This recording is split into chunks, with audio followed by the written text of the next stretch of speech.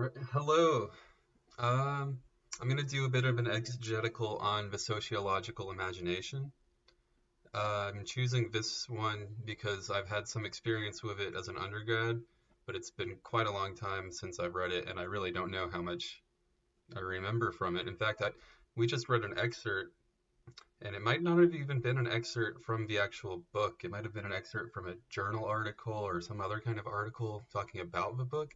So that shows you how well I was my undergraduate studies from years ago actually helped me learn about this topic, but I still think it made a bit of an impression on me. So I want to talk about why, and then I want to get into reading the book. So here's the first thing I want to point out. Wikipedia page for sociological imagination says that the sociological imagination is a term used in the field of sociology to describe a framework for understanding social reality that places personal experiences within a broader social and historical context. Um, so why would that be important to think about? One thing that has come up recently, but also constantly, is this idea of there being a conflict about personal responsibility.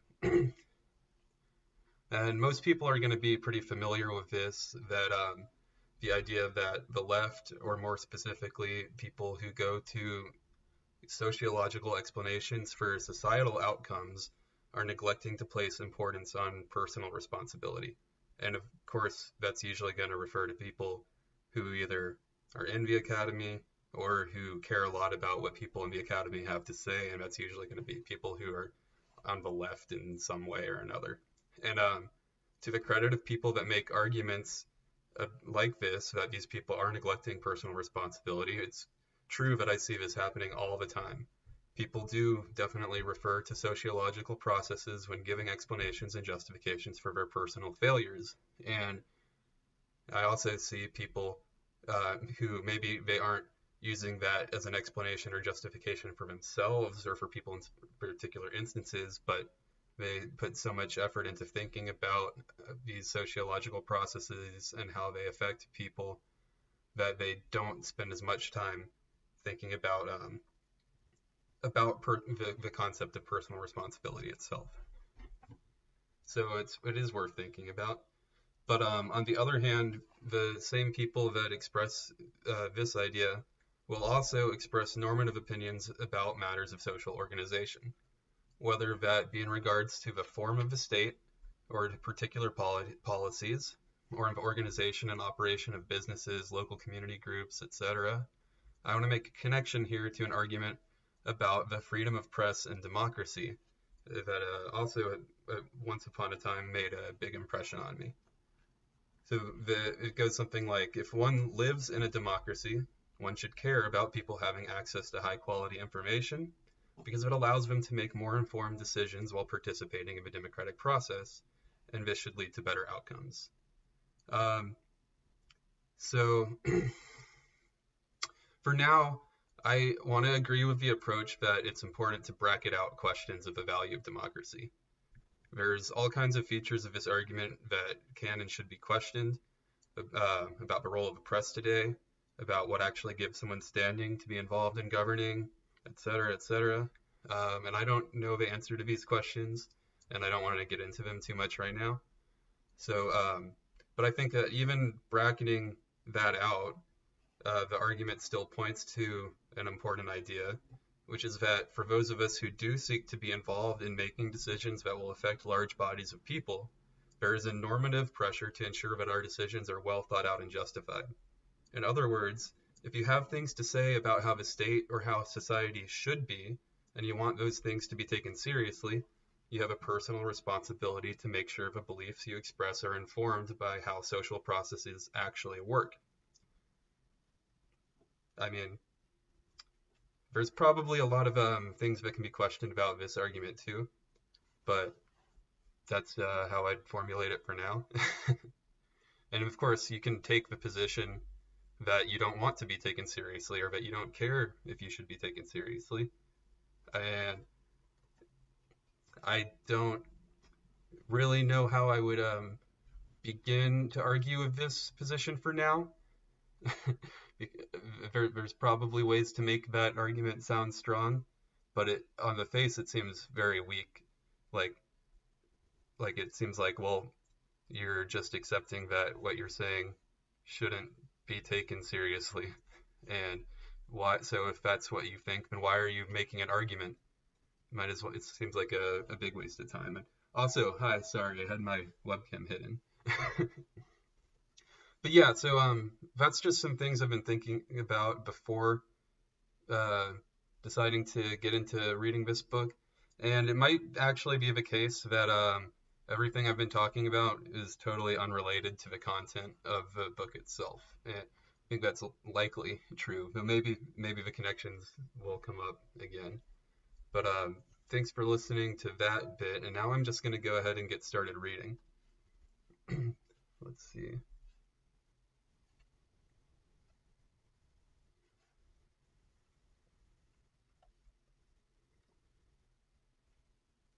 Here we go. The Promise. Nowadays, men often feel that their private lives are a series of traps. They sense that within their everyday worlds, they cannot overcome their troubles, and in this feeling, they are often quite correct. What ordinary men are directly aware of and what they try to do are bounded by the private orbits in which they live. Their visions and their powers are limited to the close-up scenes of job, family, neighborhood.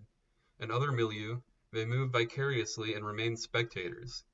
And the more aware they become, however vaguely, of ambitions and of threats which transcend their immediate locales, the more trapped they seem to feel. Underlying this sense of being trapped are seemingly impersonal changes in the very structure of continent-wide societies. The facts of contemporary history are also facts about the success and the failure of individual men and women. When a society is industrialized, a peasant becomes a worker, a feudal lord is liquidated or becomes a businessman. When classes rise or fall, a man is employed or unemployed. When the rate of investment goes up or down, a man takes new heart or goes broke. When wars happen, an insurance salesman becomes a rocket launcher. A store clerk, a radar man, a wife lives alone. A child grows up without a father. Neither the life of an individual nor the history of a society can be understood without understanding both. Yet men do not usually define the troubles they endure in terms of historical change and institutional contradiction. The well-being they enjoy, they do not usually impute to the big ups and downs of the societies in which they live. Seldom aware of the intricate connection between the patterns of our own lives and the course of world history, ordinary men do not usually know what this connection means for the kinds of men they are becoming, and for the kinds of history-making in which they might take part. They do not possess the quality of mind essential to grasp the interplay of man and society, of biography and history, of self and world. They cannot cope with their personal troubles in such ways as to control the structural transformations that usually lie behind them. Surely it is no wonder. In what period have so many men been so totally exposed at so fast a pace to such earthquakes of change?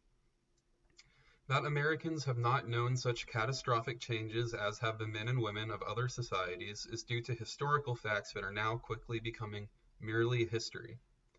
The history that now affects every man is world history. Within this scene and this period, in the course of a single generation, 1/6 of mankind is transformed from all that is feudal and backward into all that is modern, advanced, and fearful. Political colonies are freed, new and less visible forms of imperialism installed. Revolutions occur, men feel the intimate grip of new kinds of authority. Totalitarian societies rise and are smashed to bits, or succeed fabulously. After 2 centuries of ascendancy, capitalism is shown up as only one way to make society and into an industrial apparatus. After 2 centuries of hope, even formal democracy is restricted to a quite small portion of mankind. Everywhere in the underdeveloped world, ancient ways of life are broken up and vague expectations become urgent demands. Everywhere in the overdeveloped world, The means of authority and of violence become total in scope and bureaucratic in form.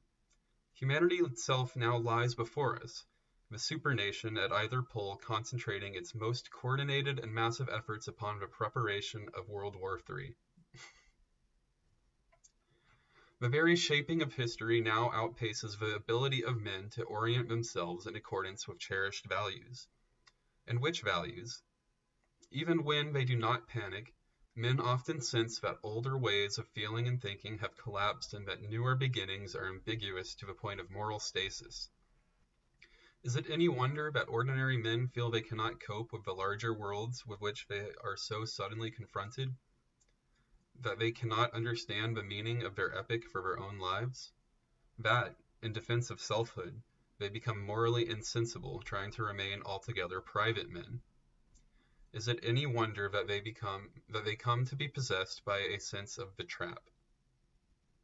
It is not only information that they need. In this age of fact, information often dominates their attention and overwhelms their capacities to assimilate it. It is not only the skills of reason that they need, although their struggles to acquire these often exhaust their limited moral energy. What they need, and what they feel they need, is a quality of mind that will help them to use information and to develop reason in order to achieve lucid summations of what is going on in the world, and of what may be happening within themselves. It is this quality, I am going to contend, that journalists and scholars, artists and publics, scientists and editors are coming to expect of what may be called the sociological imagination. This quality of mind that will help them use information and to develop reason in order to achieve lucid summations of what is going on. So, yeah, I promise I did not start reading this at all before I did that little intro, before I wrote that little intro and read it to you guys, but I think I wasn't too far off in terms of some of what I might be able to get out of reading this. So I'm just going to keep going, though, for now. The sociological imagination enables its possessor to understand the larger historical scene in terms of its meaning for the inner life and for the external career of a variety of individuals. It enables him to take into account how individuals, in the welter of their daily experience, often become falsely conscious of their social positions. Within that welter, the framework of modern society is sought, and within that framework the psychologies of a variety of men and women are formulated. By such means, the personal uneasiness of individuals is focused upon explicit troubles, and the indifferences of publics is transformed into involvement with public issues. The first fruit of this imagination, and the first lesson of the social science that embodies it, is the idea that the individual can understand his own experience and gauge his own fate only by locating himself within his period. That he can know his own chances, I think there's a C missing there, but he can know his own chances in life only by becoming aware of all individuals in his circumstances. In many ways, it is a terrible lesson, in many ways a magnificent one. We do not know the limits of man's capacities for supreme effort or willing degradation, for agony or glee, for pleasurable brutality or the sweetness of reason. But in our time, we have come to know that the limits of human nature are frighteningly broad. We have come to know that every individual lives, from one generation to the next, in some society, that he lives out a biography, and that he lives it out within some historical sequence. By the fact of his living he contributes, however minutely, to the shaping of this society and to the course of its history, even as he is made by society and by its historical push and shove. Yeah, so we live in a society. The sociological imagination enables us to grasp history and biography and the relations between the two within society. That is its task and its promise. To recognize this task and this promise is the mark of the classical social analyst.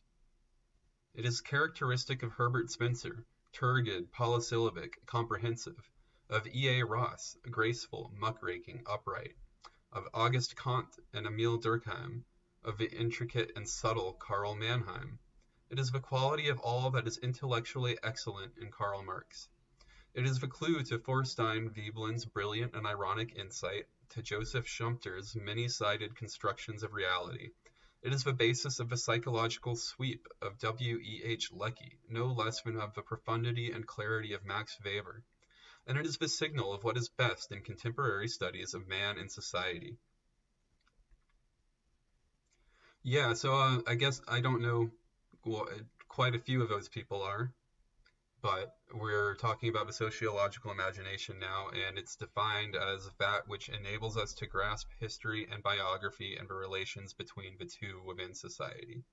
So when we're thinking about a sociological imagination, the we're specifically thinking about this relation between the individual and society. And so again, pointing to this idea that, like, if we, when we bring up a concept like personal responsibility, maybe that that there is a relation between the individual and society, but that doesn't mean that we can throw out thinking about the individual. But but we also but we also can't ignore that you're an individual in relation to society. I'm just spinning now, but so I'm going to keep going. No social study that does not come back to the problems of biography, of history, and their intersections within a society has completed its intellectual journey. Whatever the specific problems of the classic social analysts, however limited or however broad the features of social reality they have examined, those who have been imaginatively aware of the promise of their work have consistently asked three sorts of questions. 1. What is the structure of this particular society as a whole? What are its essential components, and how are they related to one another? How does it differ from other varieties of social order? Within it, what is the meaning of any particular feature for its continuance and for its change? Where does this society stand in human history? What are the mechanics by which it is changing? What is its place within and its meaning for the development of humanity as a whole? How does any particular feature we are examining affect, and how is it affected by, the historical period in which it moves? In this period, what are its essential features? How does it differ from other periods? What are its characteristic ways of history making? 3. What varieties of men and women now prevail in this society and in this period? And what varieties are coming to prevail? In what ways are they selected and formed, liberated and repressed, made sensitive and blunted? What kinds of human nature are revealed in the conduct and the character we observe in this society in this period? And what is the meaning for human nature of each and every feature of the society we are examining? Whether the point of interest is a great power state or a minor literary mood, a family, a prison, a creed, these are the kinds of questions the best social analysts have asked. They are the intellectual pivots of classic studies of man and society, and they are the questions inevitably raised by any mind possessing the sociological imagination. For that imagination is the capacity to shift from one perspective to another, from the political to the psychological, from examination of a single family to comparative assessment of the national budgets of the world, from the theological school to the military establishment, from considerations of an oil industry to studies of contemporary poetry. It is the capacity to range from the most impersonal and remote transformations to the most intimate features of the human self, and to see the relations between the two. Back to its use, there is always the urge to know the social and historical meaning of the individual in the society and in the period in which he has his quality and his being.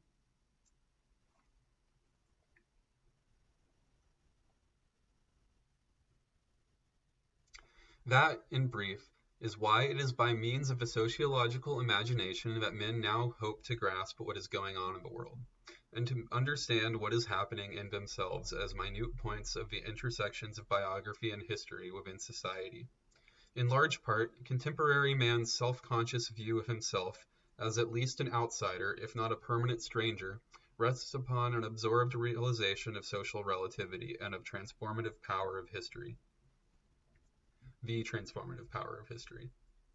The sociological imagination is the most fruitful form of this self-consciousness. By its use, men whose mentalities have swept only a series of limited orbits have often come to feel as if suddenly awakened in a house with which they had only supposed themselves to be familiar.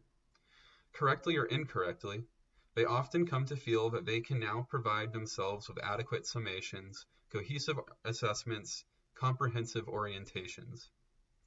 Older decisions that once appeared sound now seem to them products of a mind unaccountably dense. Their capacity for astonishment is made lively again. They acquire a new way of thinking, they experience a transvaluation of values. In a word, by their reflection and by their sensibility, they realize the cultural meaning of the social sciences.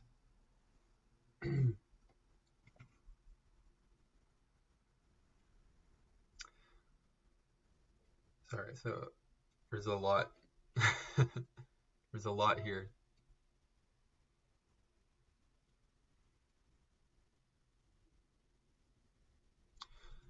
Trying to, but I do this. I think it does get me to think back to my original kind of opening statements about like by means of a sociological imagination that men now hope to grasp what is going on in the world and to understand what is happening in themselves. I I just think I always take this kind of position that someone doesn't really care about how they justify what we're saying or that they don't care if they're taken seriously. It always comes across as dishonest to me. And maybe that's not always the case, but I just think that in my experience with myself and with other people, people really do want to understand what is going on. Um, and it can be it, maybe it terrorizes me or other people more than maybe not everyone is so bothered by this, but that just seems like something that does get to everyone's concerns because I don't understand why else people would communicate about things and they do. Anyways, two. Perhaps the most fruitful distinction with which the sociological imagination works is between the personal troubles of milieu and the public issues of social structure. This distinction is an essential tool of the sociological imagination and a feature of all classic works in social science. Troubles occur within the character of the individual and within the range of his immediate relations with others. They have to do with his self and with those limited areas of social life of which he is directly and personally aware. Accordingly, the statement and the resolution of troubles properly lie within the individual as a biographical entity, and within the scope of his immediate milieu. The social setting that is directly open to his personal experience and to some extent his willful activity. A trouble is a private matter. Values cherished by an individual are felt by him to be threatened. Issues have to do with matters that transcend those local environments of the individual and the range of his inner life. They have to do with the organization of many such milieu into the institutions of an historical society as a whole, with the ways in which various milieu overlap and interpenetrate to form the larger structure of social and historical life. An issue is a public matter. Some value cherished by publics is felt to be threatened. Often there is a debate about what that value really is and about what it is that really threatens it. This debate is often without focus, if only because it is the very nature of an issue, unlike even widespread trouble, that it cannot very well be defined in terms of the immediate and everyday environments of ordinary men. An issue, in fact, often involves a crisis in institutional arrangements, and often, too, it involves what Marxists call contradictions or antagonisms.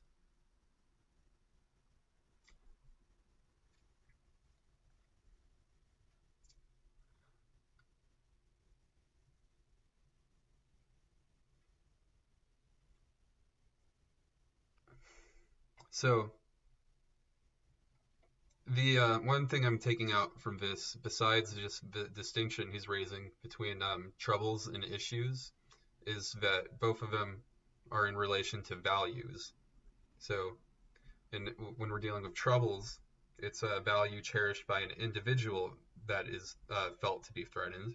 And so, the way you resolve that as an individual is, that's a personal matter. The degree to which you can or cannot um, resolve that issue, I guess, is the degree to which you can be said to have responsibility for it. Well, issues, a public matter, so some value cherished by public, some kind of public is felt to be threatened, and so this is different than the case. I mean, what he raises is that this is different because when you're dealing with with a group of people, it's a lot it's much more obviously contestable what the issue has to do with, what values are related to this issue, what are the appropriate values for figuring out how we're going to resolve this issue, or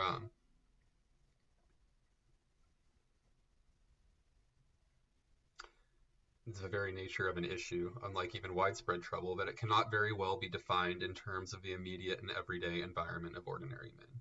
So, like, dealing with a trouble, it should be immediate. Uh, what the trouble is, what you would need to do in order to solve it. And so, I'm also thinking about bringing up Marx in contradiction, but I'm also thinking about how Benjamin Studebaker's been talking about conceiving of politics through intractable issues, and which is which I do want to think more about, but I think is clearly pretty related to the Marxist terminology with contradiction, antagonism, but like not a contradiction in like an analytic, logical sense, like, but as in two terms or statements that are mutually exclusive, but rather a a problem that is not going to go away because or not going to be easily resolved. Well, I don't want to, because the terms are constituted in terms of each other. There's probably a better way to say that, but I'm going to keep moving on. In these terms, consider unemployment. When in a city of 100,000 only one man is unemployed, that is his personal trouble. And for its relief, we properly look to the character of the man, his skills, and his immediate opportunities. But when in a nation of 50 million employees, 15 million men are unemployed, that is an issue, and we may not hope to find its solution within the range of opportunities open to any one individual. The very structure of opportunities has collapsed. Both the correct statement of the problem and the range of possible solutions require us to consider the economic and political institutions of the society, and not merely the personal situation and character of a scatter of individuals. Consider war. The personal problem of war, when it occurs, may be how to survive it, or how to die in it with honor, how to make money out of it, how to climb into the higher safety of the military apparatus, or how to contribute to a war's termination. In short, according to one's values, to find a set of milieu and within it to survive the war or make one's death in it meaningful. But the structural issues of war have to do with its causes, with what types of men it throws up into command, with its effects upon economic and political, family, and religious institutions, with the unorganized irresponsibility of a world of nation-states. Consider marriage. Inside a marriage, a man and a woman may experience personal troubles.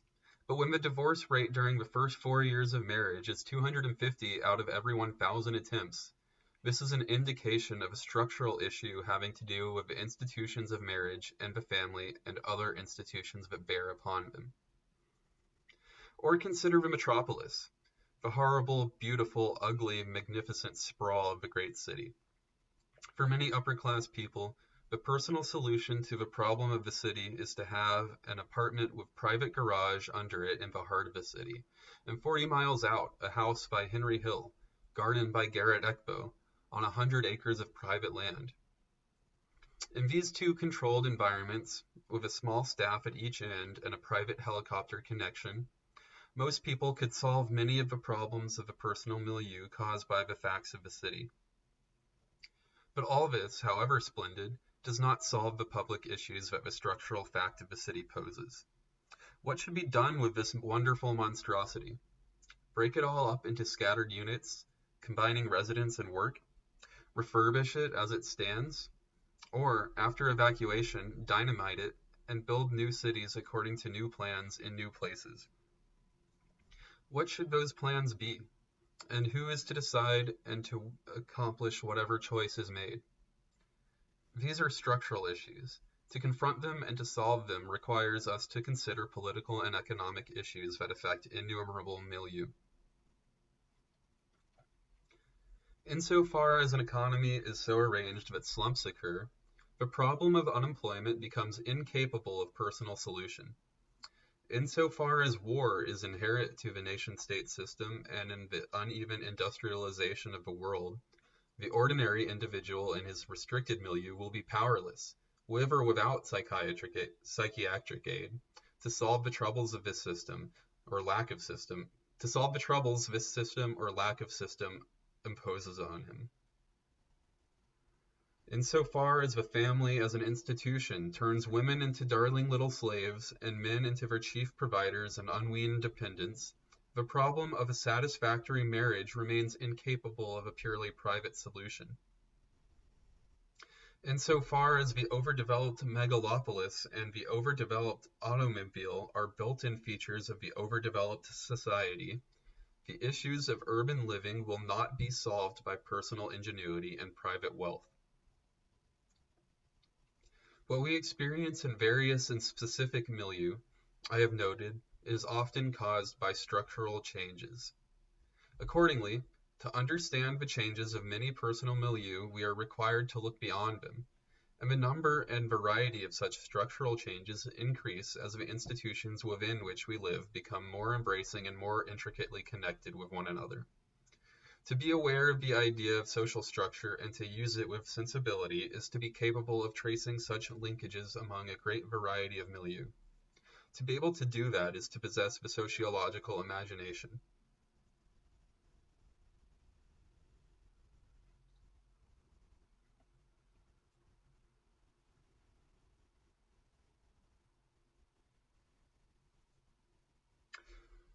Right.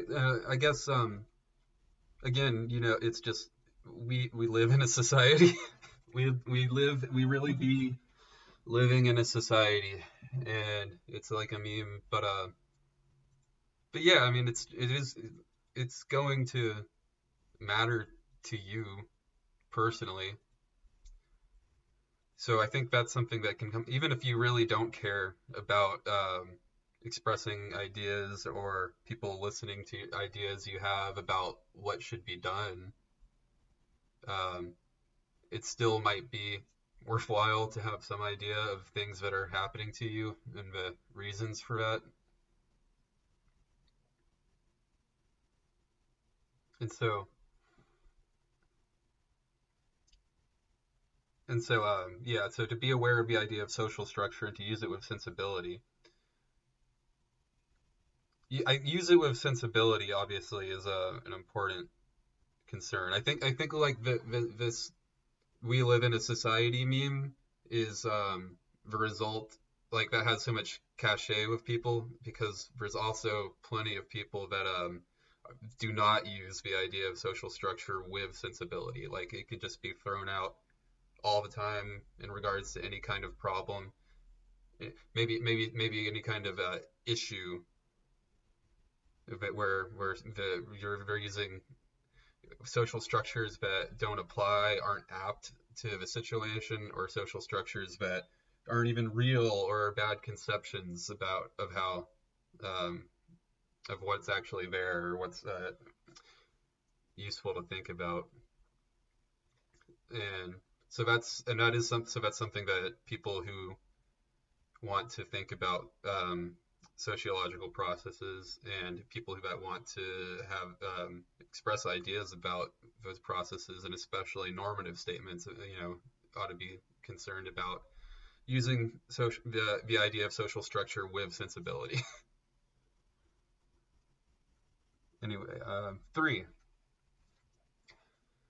What are the major issues for publics and the key troubles of private individuals in our time? To formulate issues and troubles, we must ask what values are cherished yet threatened, and what values are cherished and supported by the characterizing trends of our period. In the case both of threat and of support, we must ask what salient contradictions of structure may be involved.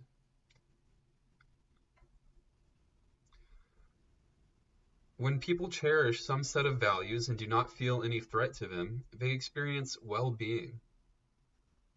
When they cherish values but do feel them to be threatened, they experience a crisis, either a personal trouble or as a public issue. Yeah, so I'm gonna interject here to say that I want to keep a look at, like he says, they experience well-being, and on the other hand, when they cherish values but do feel them to be threatened, they experience a crisis. So we're talking about well-being and not a term like happiness, for one thing, or I guess there's all kinds of terms you could put in here, and then so he's using this term well-being. So I wonder if that's going to mean something specific in not being another term, like maybe happiness or whatever. And then and of course there's the third option, which he alludes to by saying when they cherish values but do feel, so you could also be experiencing a problem where you don't have any values that you cherish. And it's a different kind of problem. But and so maybe, yeah.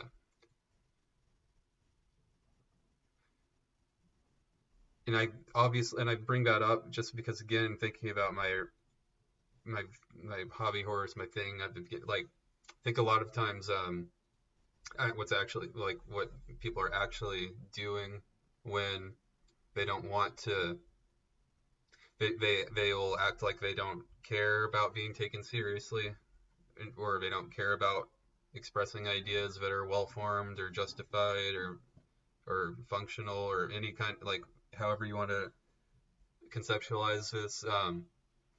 It's because they are having a different kind of crisis, which is like a crisis of values and a crisis of, but that's a whole other can of worms. So, anyways,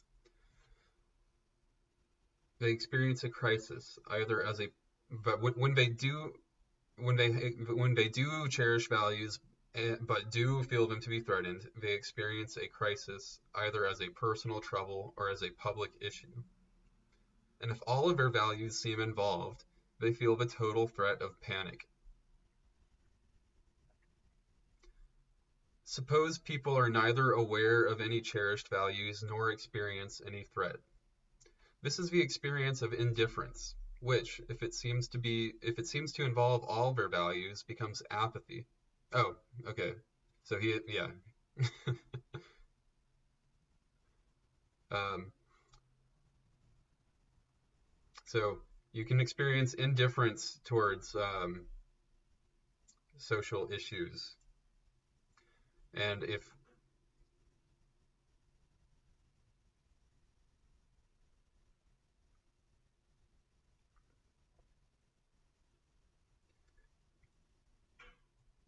And if it seems like you either, and that is the experience of indifference, which, if it seems to involve all their values, becomes apathy.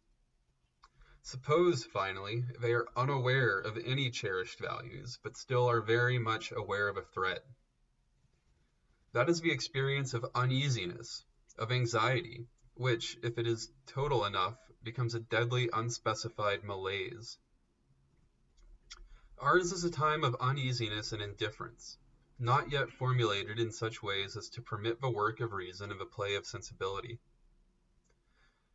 Instead of troubles, defined in terms of values and threats, there is often the misery of vague uneasiness.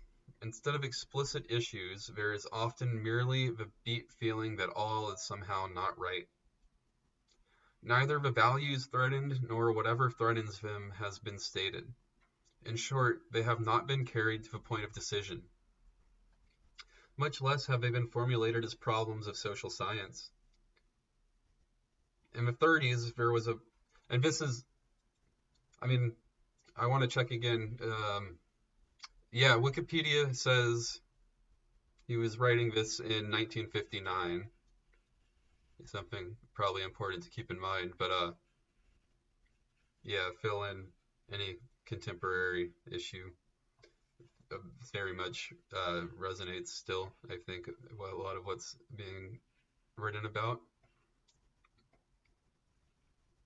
That, like, much less that, yeah, we people in the loop know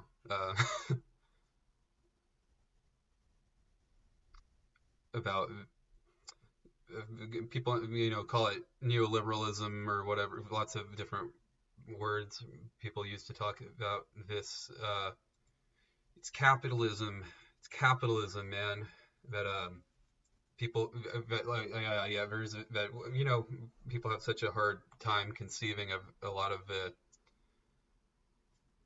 things in their lives as being related to society or broader social formations, and we very much still deal with that today all the time. In the 30s, there was little doubt, except among certain deluded business circles, that there was an economic issue which was also a pack of personal troubles. In these arguments about the crisis of capitalism, the formulations of Marx and the many unacknowledged reformulations of his work probably set the leading terms of the issue, and some men came to understand their personal troubles in these terms. The values threatened were plain to see and cherished by all. The structural contradictions that threatened them also seemed plain. Both were widely and deeply experienced. It was a political age.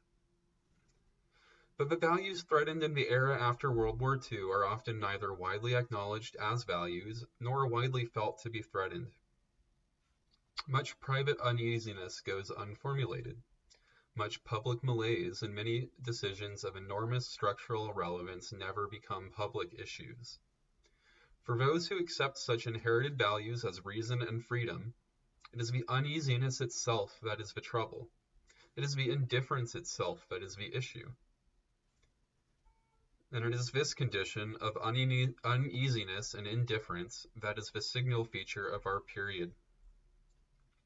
All this is so striking that it is often interpreted by observers as a shift in the very kinds of problems that need now be formulated. We are frequently told that the problems of our decade, or even the crises of our period, have shifted from the external realm of economics and now have to do with the quality of individual life. In fact, with the question of whether there is soon going to be anything that can properly be called individual life. Not child labor but comic books, not poverty but mass leisure, are at the center of concern. Many great public issues, as well as many private troubles, are described in terms of the psychiatric. Often, it seems, in a pathetic attempt to avoid the large issues and problems of modern society. Often this statement seems to rest upon a provincial narrowing of interest to the Western societies, or even to the United States, thus ignoring two-thirds of mankind. Often, too, it arbitrarily divorces the individual life from the larger institutions within which that life is enacted, and which on occasion bear upon it more grievously than do the intimate environments of childhood. Problems of leisure, for example, cannot even be stated without considering problems of work. Family troubles over comic books cannot be formulated as problems without considering the plight of the contemporary family. It's wild that I guess this is like violent video games at the time. People being concerned about their kids playing violent video games or reading Batman. Anyway, family troubles over comic books cannot be formulated as problems without considering the plight of the contemporary family and its new relations with the newer institutions of the social structure. Neither leisure nor its debilitating uses can be understood as problems without recognition of the extent to which malaise and indifference now form the social and personal climate of contemporary American society. In this climate, no problems of the private life can be stated and solved without recognition of the crisis of ambition that is part of the very career of men at work in the incorporated economy. It is true. I'm interrupting too much, but this crisis of ambition also seems very salient to, let's say, like the TU sphere and the PMC. Anyway, it is true, as psychoanalysts continually point out, that people do often have the increasing sense of being moved by obscure forces within themselves, which they are unable to define. But it is not true, as Ernest Jones asserted, that man's chief enemy and danger is his own unruly nature, and the dark forces pent up within him. On the contrary, man's chief danger today lies in the unruly forces of contemporary society itself, with its alienating methods of production, its enveloping techniques of political domination, its international anarchy, in a word, its pervasive transformations of the very nature of man and the conditions and aims of his life. It is now the social scientist's foremost political and intellectual task, for here the two coincide, to make clear the elements of contemporary uneasiness and indifference. It is the central demand made upon him by other cultural workmen, by physical scientists and artists, by the intellectual community in general.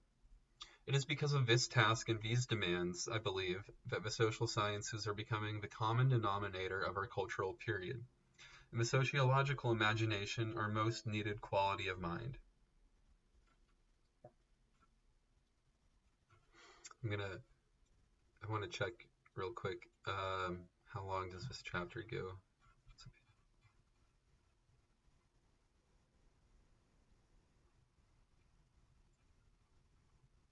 Okay, it's about 10 more pages. We're halfway there. More than that.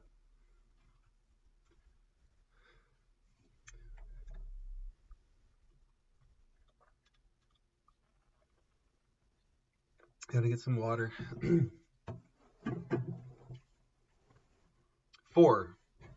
In every intellectual age, some one style of reflection tends to become a common denominator of cultural life. Nowadays, it is true, many intellectual fads are widely taken up before they are dropped for new ones in the course of a year or two. Such enthusiasms may add spice to cultural play, but leave little or no intellectual trace. That is not true of such ways of thinking as Newtonian physics or Darwinian biology. Each of these intellectual universes became an influence that reached far beyond any special sphere of idea and imagery. In terms of them, or in terms derived from them, unknown scholars as well as fashionable commentators came to refocus their observations and reformulate their concerns. During the modern era, physical and biological science has been the major common denominator of serious reflection in popular metaphysics in Western societies. The technique of the laboratory has been the accepted mode of procedure and the source of intellectual security. That is one meaning of the idea of an intellectual common denominator. Men can state their strongest convictions in its terms, Other terms and other styles of reflection seem mere vehicles of escape and obscurity. That a common denominator prevails does not, of course, mean that no other styles of thought or modes of sensibilities exist. But it does mean that more general intellectual interests tend to slide into this area, to be formulated where most sharply, and when so formulated, to be thought somehow to have reached, if not a solution, at least a profitable way of being carried along. I gotta read that again. But it does mean that more general intellectual interests tend to slide into this area, to be formulated there most sharply, and when so formulated, to be thought somehow to have reached, if not a solution, at least a profitable way of being carried along. Okay. Regarding the common denominator, the intellectual common denominator. Yeah. The sociological imagination is becoming, I believe, the major common denominator of our cultural life and its signal feature. This quality of mind is found in the social and psychological sciences, but it goes far beyond these studies as we now know them. Its acquisition by individuals and by the cultural community at large is slow and often fumbling. Many social scientists are themselves quite unaware of it. They do not seem to know that the use of this imagination is central to the best work that they might do, that by failing to develop and to use it, they are failing to meet the cultural expectations that are coming to be demanded of them, and that the classic traditions of their several. I'm going to restart this sentence. They do not seem to know that the use of this imagination is central to the best work that they might do, that by failing to develop and use it, they are failing to meet the cultural expectations that are coming to be demanded of them, and that the classic traditions of their several disciplines make available to them. Yet in factual and moral concerns, in literary work, and in political analysis, the qualities of this imagination are regularly demanded. In a great variety of expressions, they have become central features of intellectual endeavor and cultural sensibility. Leading critics exemplify these qualities, as do serious journalists. In fact, the work of both is often judged in these terms. Popular categories of criticism, high, middle, and low brow, for example, are now at least as much sociological as aesthetic. Novelists, whose serious work embodies the most widespread definitions of human reality, frequently possess this imagination, and do much to meet the demand for it. By means of it, orientation to the present is as history is sought. As images of human nature become more problematic, an increasing need is felt to pay closer yet more imaginative attention to the social routines and catastrophes which reveal and which shape man's nature in this time of civil unrest and ideological conflict. Although fashion is often revealed by attempts to use it, the sociological imagination is not merely a fashion. It is a quality of mind that seems most dramatically to promise an understanding of the intimate realities of ourselves in connection with larger social realities. It is not merely one quality of mind among the contemporary range of cultural sensibilities. It is the quality whose wider and more adroit use offers the promise that all such sensibilities, and in fact human reason itself, will come to play a greater role in human affairs. The cultural meaning of physical science, the major older common denominator, is becoming doubtful. As an intellectual style, physical science is coming to be thought by many as somehow inadequate. The adequacy of scientific styles of thought and feeling, imagination and sensibility, has of course from their beginnings been subject to religious doubt and theological controversy, but our scientific grandfathers and fathers beat down such religious doubts. The current doubts are secular, humanistic, and often quite confused. Recent developments in physical science, with its technological climax in the H-bomb and the means of carrying it about the Earth, have not been experienced as a solution to any problems widely known and deeply pondered by larger intellectual communities and cultural publics. These developments have been correctly seen as a result of highly specialized inquiry, and improperly felt to be wonderfully mysterious. They have raised more problems, both intellectual and moral, than they have solved, and the problems they have raised lie almost entirely in the area of social, not physical affairs. The obvious conquest of nature, the overcoming of scarcity, is felt by men of the overdeveloped societies to be virtual complete. And now in these societies, science, the chief instrument of this conquest, is felt to be footloose, aimless, and in need of reappraisal. This is an interesting paragraph because I don't think when I don't think this is how people would conceive of it today. Like, or at least there's a certain kind of cultural interest in the physical sciences that has returned, but it's difficult to characterize that exactly. I mean, you, like,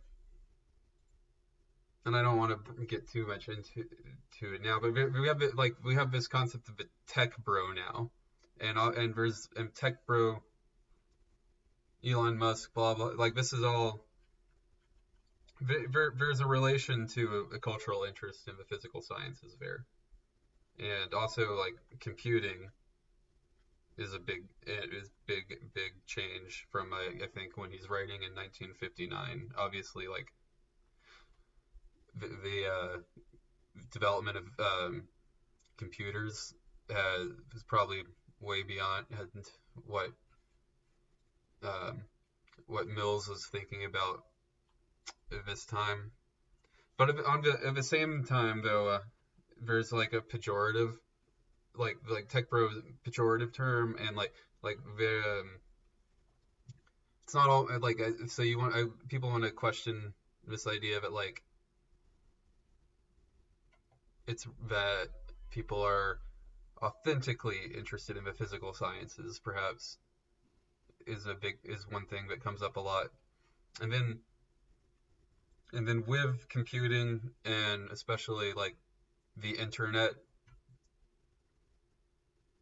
there's a social cultural element to that that's very different than I guess it's like the what his scientific fathers and grandfathers might have been thinking about discovering dinosaur fossils and making like cars and airplanes and and affirming evolution or I don't whatever. There's a so so there's I think there's an interest in a cultural interest in the physical sciences today, but it would certainly be of a different character that might be worth thinking about. And on also the overcoming of scarcity is felt by men of these overdeveloped societies to be virtually complete. This is one of those. This seems actually like one of those contradictions or intractable problems or or social issues that I mean is well why yeah it's like it should on one hand overcoming of scarcity should be felt to be virtually complete sometimes it seems like and it's and this is really related to this figure of like the tech bro and and yet it doesn't. It doesn't seem like like scarcity has not been overcome. So anyway, I'm going to keep reading. The modern esteem for science has long been merely assumed, but now the technological ethos and the kind of engineering imagination associated with science are more likely to be frightening and ambiguous than hopeful and progressive. Of course, this is not all there is to science, but it is feared that this could become all there is to it.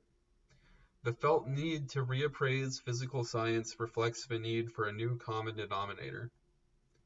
It is the human meaning and the social role of science, its military and commercial issue, its political significance that are undergoing confused reappraisal. Scientific developments of weaponry may lead to the necessity for world political rearrangements. but such necessity is not felt to be solvable by physical science itself. Much that has passed for science is now felt to be dubious philosophy. Much that is held to be real science is often felt to provide only confused fragments of the realities among which men live. Men of science, it is widely felt, no longer try to picture reality as a whole or to present a true outline of human destiny. Moreover, science seems to many less a creative ethos and a manner of orientation than a set of science machines, operated by technicians and controlled by economic and military men who neither embody nor understand science as ethos or orientated. All right, this is what I was looking for. Yeah, now this reconciles, I think, what I was objecting to. Yeah, that like we're interested in science today, but a lot of the people I can think of who embody science they don't really like they embody they like science machines. Science is a set of science machines. I like that terminology. Um, in the meantime, philosophers who speak in the name of science often transform it into scientism, making out its experience to be identical with human experience, and claiming that only by its method can the problem of life be solved. With all this, many cultural workmen have come to feel that science is a false and pretentious messiah, or at the very least a highly ambiguous element in modern civilization. But there are, in C.P. Snow's phrase, two cultures, the scientific and the humanistic. Whether as history or drama, as biography, poetry, or fiction, the essence of the humanistic culture has been literature. Yet it is now frequently suggested that serious literature has in many ways become a minor art. If this is so, it is not merely because of a development of mass publics and mass media of communication, and all that these mean for serious literary production. It is also owing to the very quality of the history of our times, and the kinds of need men of sensibility feel to grasp that quality. What fiction, what journalism, what artistic endeavor can compete with the historical reality and political facts of our time? What dramatic vision of hell can compete with the events of the 20th century war? What moral denunciations can measure up to the moral insensibility of men in the agonies of primary accumulation? It is social and historical reality that men want to know, and often they do not find contemporary literature an adequate means for knowing it. They yearn for facts, they yearn for their meanings, they want a big picture in which they can believe and within which they can come to understand themselves.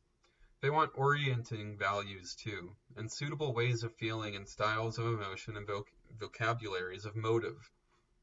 They do not readily find these in the literature of today. It does not matter whether or not these qualities are to be found there. What matters is that men do not often find them there. In the past, literary men as critics and historians made notes on England and on journeys to America. They tried to characterize societies as wholes and to discern their moral meanings. Were Tocqueville or Taine alive today? Would they not be sociologists? Asking this question about Taine, a reviewer in the Times of London suggests, Taine always saw man primarily as a social animal and society as a collection of groups. He could observe minutely was a tireless field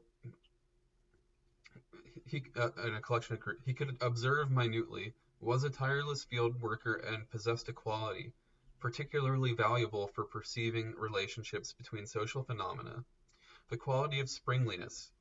He was too interested in the present to be a good historian, too much of a theorist to try his hand as a novelist. And he thought of literature too much as documents in the culture of an age or country to achieve first-class status as a critic. His work on English literature is less about English literature than a commentary on the morality of English society and a vehicle for his positivism. He is a social theorist before all else.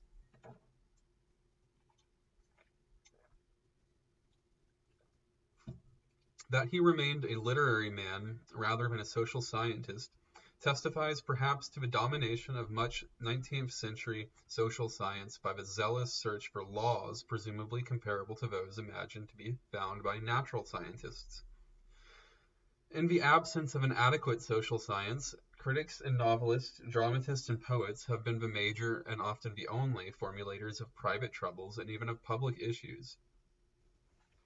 Art does express such feelings and often focuses them, at its best with dramatic sharpness, but still not with the intellectual clarity required for their understanding or relief today. Art does not and cannot formulate these feelings as problems containing the troubles and issues men must now confront if they are to overcome their uneasiness and indifference and the intractable miseries to which these lead. The artist, indeed, does not often try to do this. Moreover, the serious artist is himself in much trouble, and could well do with some intellectual and cultural aid from social science made sprightly by the sociological imagination. 5. It is my aim in this book to define the meaning of the social sciences for the cultural tasks of our time. I want to specify the kinds of effort that lie behind the development of the sociological imagination, to indicate its implications for political as well as for cultural life, and perhaps to suggest something of what is required to possess it. In these ways, I want to make clear the nature and the uses of the social sciences today, and to give a limited account of their contemporary condition in the United States. The footnote says, I feel the need to say that I much prefer the phrase the social studies to the social sciences, not because I do not like physical scientists. On the contrary, I do very much, but because the word science has acquired great prestige and rather imprecise meaning. I do not feel any need to kidnap the prestige or to make the meaning even less precise by using it as a philosophical metaphor. Yet I suspect that if I wrote about the social studies, readers would think only of high school civics, which of all fields of human learning is the one with which I most wish to avoid association. The behavioral sciences is simply impossible. It was thought up, I suppose, as a propaganda device to get money for social research from foundations and congressmen who confuse social science with socialism. The best term would include history and psychology, so far as it is concerned with human beings, and should be as non-controversial as possible, for we should argue with terms, not fight over them. Perhaps the human disciplines would do. Anyway. At any given moment, of course, social science consists of what duly recognized social scientists are doing, but all of them are by no means doing the same thing. In fact, not even the same sort of thing. Social science is also what social scientists of the past have done, but different students choose to construct and to recall different traditions in their discipline. When I speak of the promise of social science, I hope it is clear that I mean the promise as I see it.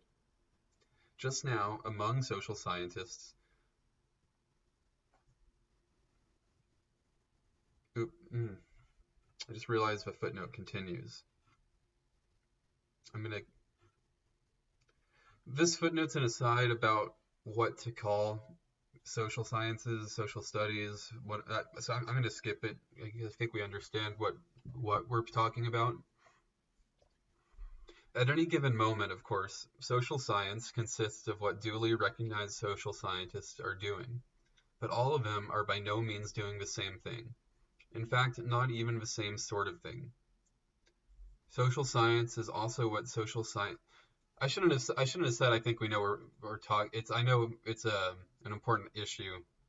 Actually, what are we talking about? But I just want to stay on track. Social science is also what social scientists of the past have done, but different students choose to construct and to recall different traditions in their discipline. When I speak of the promise of social science, I hope it is clear that I mean the promise as I see it. Just now, among social scientists, there is a widespread uneasiness, both intellectual and moral, about the direction their chosen studies seem to be taking. This uneasiness, as well as the unfortunate tendencies that contribute to it, are, I suppose, part of a general malaise of contemporary intellectual life. Yet perhaps the uneasiness is more acute among social scientists, if only because of a larger promise that has guided much earlier work in their fields. The nature of the subjects with which they deal, and the urgent need for significant work today. Not everyone shares this uneasiness, but the fact that many do not is itself a cause for farther uneasiness among those who are alert to the promise and honest enough to admit the pretentious mediocrity of much current effort. It is, quite frankly, my hope to increase this uneasiness, to define some of its sources, and to help transform it into a specific urge to realize the promise of social science, to clear the ground for new beginnings.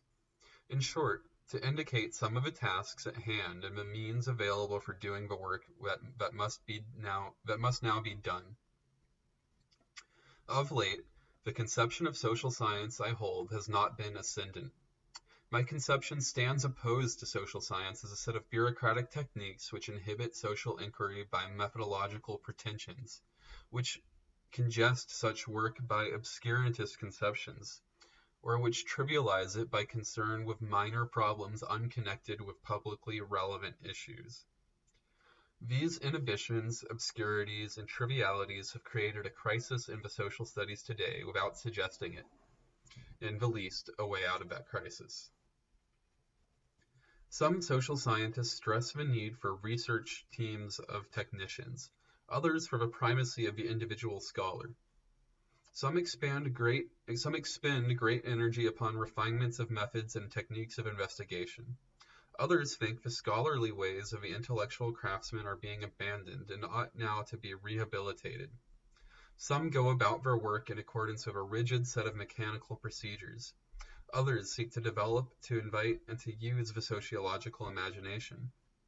Some, being addicts of the high formalism of theory, associate and dissociate concepts in what seems to others a curious manner.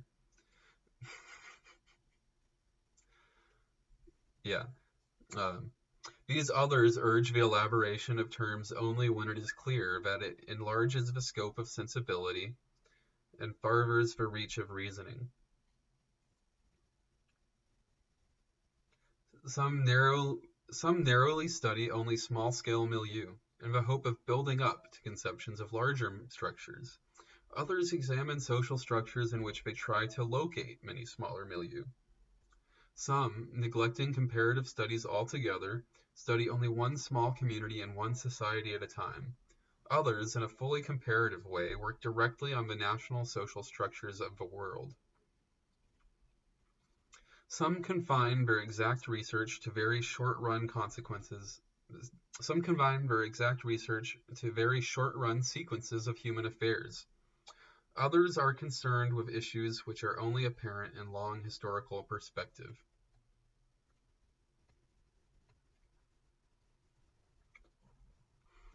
Some specialize their work according to academic departments. Others, drawing upon all departments, specialize according to topic or problem, regardless of where these lie academically.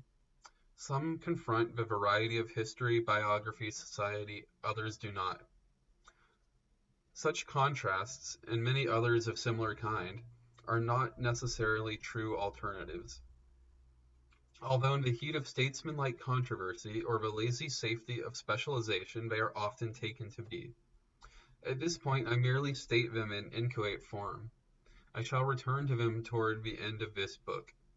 I am hopeful, of course, that all my biases will show, for I think judgments should be explicit. But I am also trying, regardless of my own judgments, to state the cultural and political meanings of social science. My biases are, of course, no more or no less biases than those I am going to examine. Let those who do not care for mine use their rejections of them to make their own as explicit and as acknowledged as I am going to try to make mine. Then the moral problems of social study, the problem of social science as a public issue, will be recognized and discussion will become possible. Then there will be greater self-awareness all around, which is, of course, a precondition for objectivity and the enterprise of social science as a whole. In brief, I believe that what may be called classical social analysis is a definable and usable set of traditions. That its essential feature is the concern with historical social structures, and that its problems are of direct relevance to urgent public issues and insistent human troubles.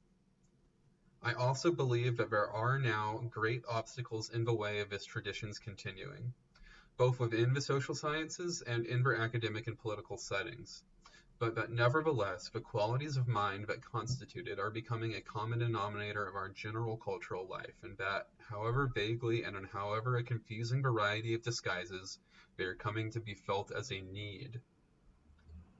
Many practitioners of social science, especially in America, seem to me curiously reluctant to take up the challenge that now confronts them. Many, in fact, abdicate the intellectual and the political tasks of social analysis. Others, no doubt, are simply not up to the role for which they are nevertheless being cast. At times, they seem almost deliberately to have brought forth old ruses and developed new timidities.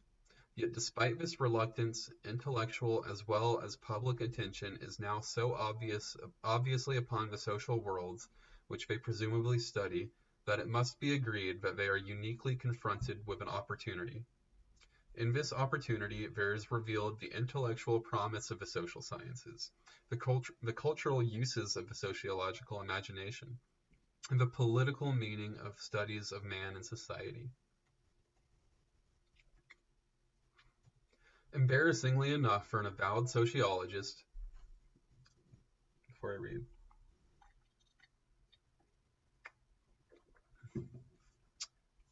all the unfortunate tendencies, except possibly one, that I shall consider in the following chapters fall into what is generally thought to be the field of sociology. Although the cultural and political abdication implicit in them no doubt characterize much of the daily work in other social sciences. Whatever may be true in such disciplines as political science and economics, history and anthropology, it is evident that in the United States today what is known as sociology has become the center of reflection about social science. It has become the center for interest in methods, and in it one also finds the most extreme interest in general theory. A truly remarkable variety of intellectual work has entered into the development of the sociological tradition. To interpret this variety as a tradition is in itself audacious. Yet perhaps it will be generally agreed that what is now recognized as sociological work has tendency to move in one or more of three general directions, each of which is a subject to distortion, to being run into the ground. Tendency 1. Toward a theory of history. For example, in the hands of Comte, as in those of Marx, Spencer, and Weber, sociology is an encyclopedic endeavor concerned with the whole of man's social life. It is at once historical and systematic. Historical because it deals with and uses the materials of the past. Systematic because it does so in order to discern the stages of the course of history and the regularities of social life. The theory of man's history can all too readily become distorted into a trans-historical straitjacket, into which the materials of human history are forced and out of which issue prophetic views, usually gloomy ones, of the future. The works of Arnold Toynbee and of Oswald Spengler are well-known examples.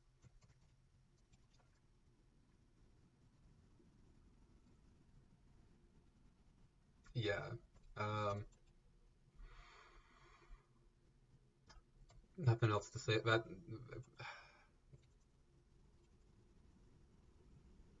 going to keep going. Tendency 2. Toward a systematic theory of the nature of man and society. For example, in the works of the formalists, notably Simmel and Wiese, that's a weird name. I don't know, my German's not good enough. Let's go. Sociology comes to deal in conceptions intended to be of use in classifying all social relations and providing insight into their supposedly invariant features. It is, in short, concerned with a rather static and abstract view of the components of social structure on a quite high level of generality. Perhaps in reaction to the distortion of Tendency 1, history can be altogether abandoned. The systematic theory of the nature of man and of society all too readily become an elaborate and arid formalism in which the splitting of concepts and their endless rearrangement becomes the central endeavor. Among what I shall call grand theorists, conceptions have indeed become concepts. The work of Talcott Parsons is the leading contemporary example in American sociology. Tendency 3.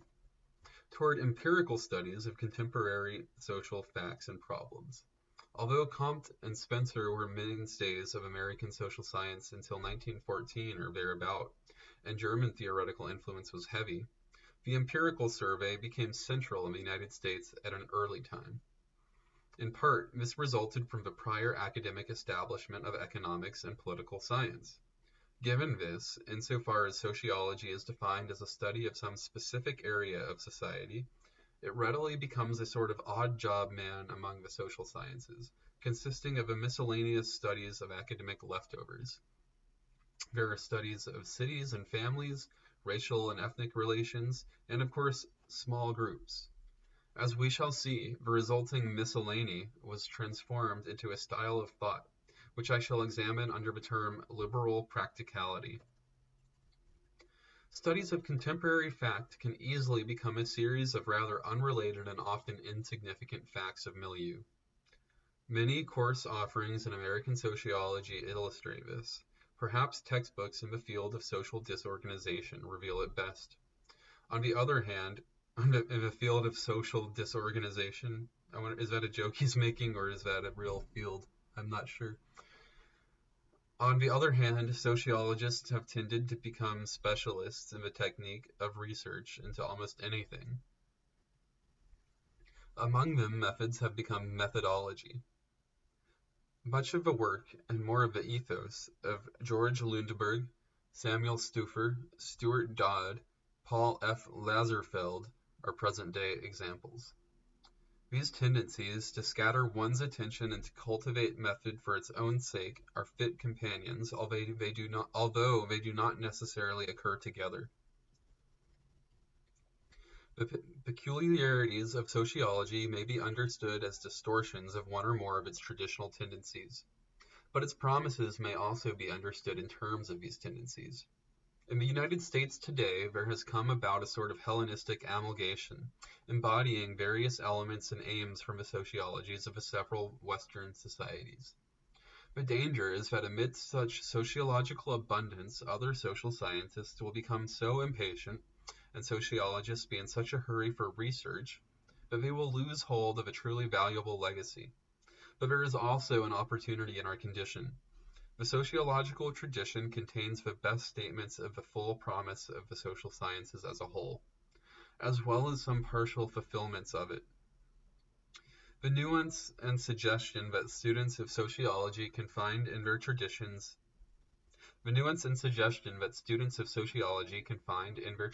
are not to be briefly summarized, but any social scientist who takes them in hand will be richly rewarded. His mastery of them may readily be turned into new orientations for his own work in social science. I shall return to the promise of social science in chapters 7 through 10, after an examination of some of its more habitual distortions, chapters 2 through 6. And that's the chapter.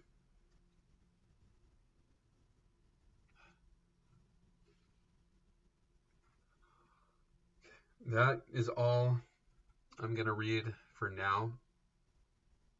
So I don't expect anyone to watch this at all, but if you did watch or listen to this, cool, thank you, and thanks for making it all this way. And come back next time, which I'm not sure when I'll have time to read the next few chapters yet, but if you're on TU, then I will probably make a post in the Discord, and we can coordinate that. I do see I have 2 views. There's no viewers. It's fascinating that 2 people saw this, but yeah, this came up because Dave is going to do some kind of project where we do exegeticals with maybe some of his students or just with some other TU people, and he suggested a variety of sociology books to pick from, and I picked this one. So anyways, I'm going to end this stream now, and thank you.